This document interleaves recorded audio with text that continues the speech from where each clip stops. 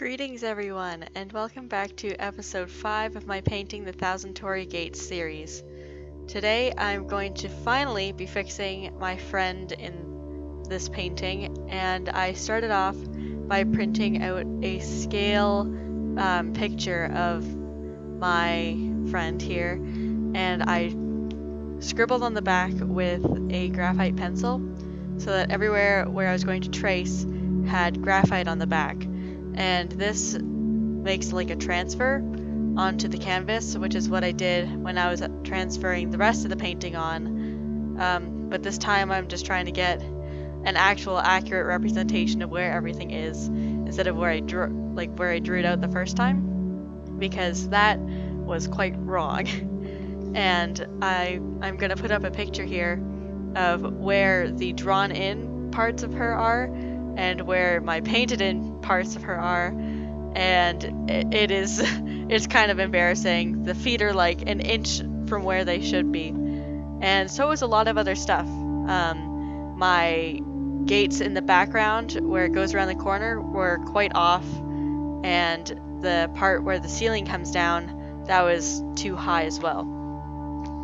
So I'm just sketching in the rest of these things, and the tape there that I still have on the painting, that's just helping me measure where my picture should go on to the canvas so that I don't mess it up and start drawing things in the wrong place. So for my colors today, I have mostly things that I've used before. So I have burnt sienna and ultramarine, which combine to make my black color, which I'm using now. I have cerulean blue hue, cadmium red hue, pyrrole orange, cadmium yellow medium hue, and here are the new ones. I have permanent magenta, which is like purplish pink kind of color, and I also have titanium white. So for this entire painting, I haven't actually used any white. Today was the first time, and it was very exciting. It's like a milestone for me whenever I start using white, because white makes all of your colors more opaque. So up to this point, I've been lightening colors just with water and with medium, so like gels and stuff. But now I'm using titanium white, which will make my colors opaque, and that means I can also start dry brushing. And dry brushing is basically exactly what it sounds to be. It's just using paint without any water. So your brush is really dry and it gives nice textures, and I find that's really good for when you're doing people, because it's a lot more forgiving when you make mistakes. You can like kind of fiddle things in and it looks more like a person than if you try and get every last detail in with a wet brush, because wet brushes are really good for putting in very definite marks. But if you're dry brushing, it's kind of like sometimes paint will come off your brush, sometimes it won't. You don't really know. And I kind of like that about dry brushing. And I think I'm going to put up another picture here of my friend now looks like she has a green ghost, because my previous estimate of where she should go was way too big.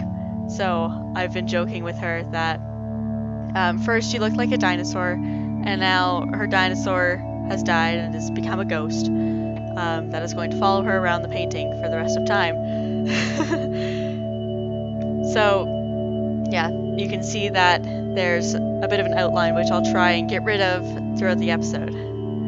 So now I'm going into the rest of the painting, so in the gates next to her there, and I'm continuing my dry brushing with a lot of white in my paint. So you can see that my red there isn't quite the same as the reds elsewhere, because it has a tinge of white in it. And like up close when you're looking at the painting, it's actually quite pink, which I didn't figure would happen, but I'm kind of rolling with it because in my picture it is quite pink in the background there. So I think I'm going to keep going with that. And now I'm starting the pathway. So the pathway was pretty much in the right spot. There were just some little dips and stuff that I missed.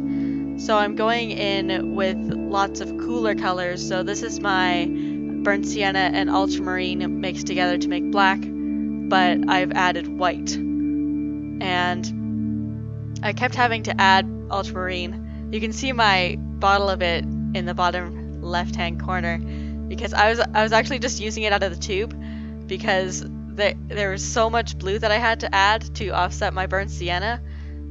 So I just kept having to add more and more white to get the right color. I'm also trying to make sure I keep the underlying colors that I had before. So my next layers are keeping with the color themes that I had underneath, just slightly more opaque.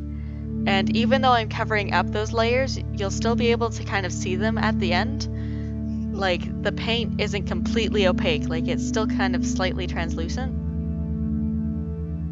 And I know that at the end of this episode, it doesn't quite look like it does in the photo. But don't worry. With kind of textures like the pathway in this photo, I like to do splatters at the end of my paintings. And I don't like to do them like at this stage where things are kind of still coming in, so I might still cover things up.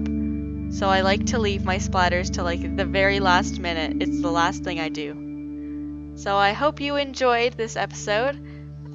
Here's a little progression of where the painting has gone.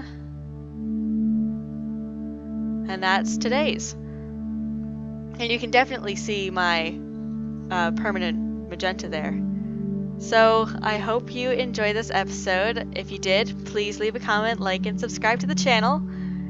And sayonara, everyone!